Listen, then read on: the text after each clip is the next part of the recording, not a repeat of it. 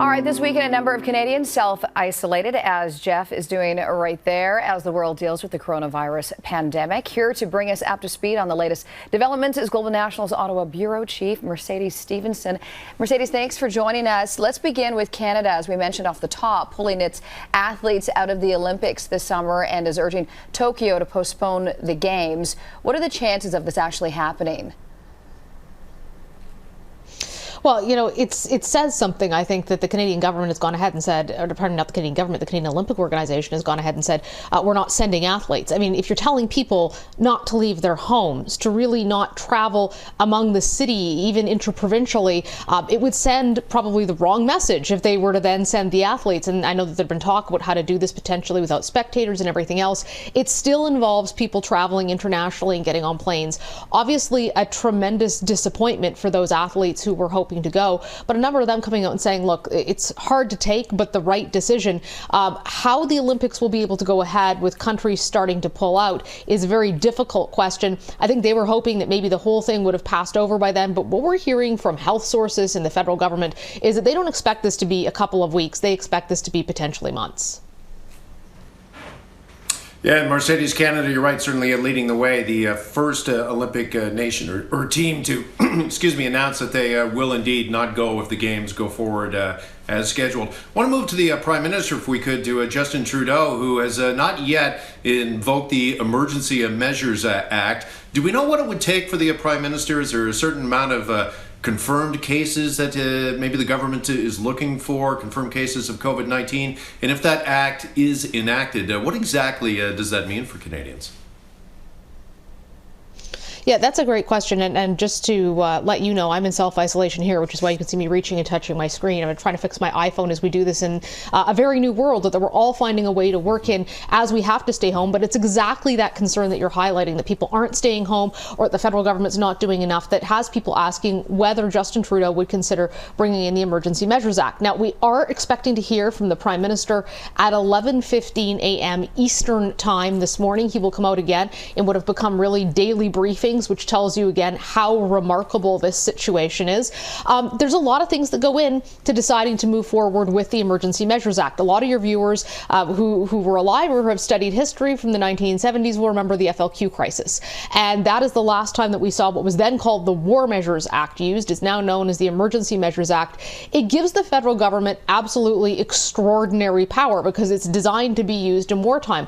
And a lot of people are saying this is a war of a different kind. So they're asking, will the federal government do more? Will they sort of seize power and be able to have these incredibly sweeping abilities? So far, the federal government hasn't felt that what's happening meets that requirement, and it would set a very remarkable precedent to do that. There's also a requirement that the provinces basically can't handle the situation anymore. That's part of this that no one ever talks about. So the federal government would want to talk to the provinces, probably talk to the opposition. It doesn't mean it's not possible or that things won't change this week. The big thing we hear from all of our government sources here is that this is something that changes not only day by day, but hour by hour.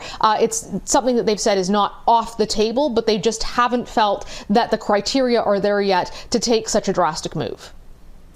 Mercedes, over the weekend, Vancouver's fire department started triaging its services, no longer responding to non-critical medical calls. What does this include, and will other fire departments in the country do the same? Well, that's a great question. I mean, there's a lot of concern about first responders. There's a lot of concern about those who were on the front lines, and firefighters often end up being on calls first, on medical calls. There's more of them in many cities than there are paramedics, which means they get out there faster. And I was talking to some people in the Ottawa Fire Department here. They were talking about having increased measures in terms of masks that they are wearing beyond just the N95 mask. But there's a real concern that if firefighters, paramedics, police officers start to go down, you have a serious problem. And they are on these medical calls, which means they're saving lives. You can be on top of somebody trying to resuscitate them, which puts them into very close proximity, entering homes. So this is a brave new world, and we're seeing fire departments do things they've never done before. So is that a possibility? It'll be very interesting to see if that is the case across the nation. I know there's a lot of concern from emergency responders across the nation about how this is being handled. They want to make sure they're able to help people. They still have to make sure they're safe. Here in Ottawa, for example, folks who have have been away on vacation are not able to go into work because of the self-isolation, which is the same kind item. And if they have any sort of a symptom of even a minor sore throat, anything, you can't go to work. That means that there's less staffing in a lot of fire departments. That means people are having to pick up more shifts, and that means that they're exposed to more. So certainly we're very grateful for those first responders who are putting their lives on the line, but they may have to start doing business differently in some cases.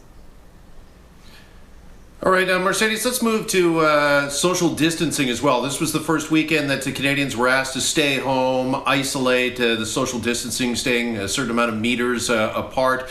That came with mixed results, as we know from several news reports over this weekend.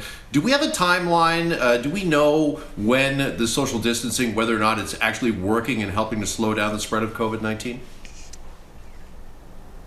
Well, the federal government is still saying, like, look, you have to take this seriously. It's not an ask, it's a requirement. You have to stay home. And if people can't do that, then there is a possibility that there could be fines or even criminal charges brought in because it is putting other people's health and lives at risk. In terms of how long, everything we're hearing is don't expect this to be weeks, expect it to be months. But the faster people stay home and listen to that advice, the faster the curve will be flattened and the faster they'll be able to go back to their normal lives. But at this point, people should be planning for months and not days or weeks. All right, Mercedes Stevenson, thank you so much for this update. We're going to take a short break here on the morning show. Of course, if you have any questions, just email your questions at globalnews.ca, and you can also visit globalnews.ca/coronavirus for all the latest information.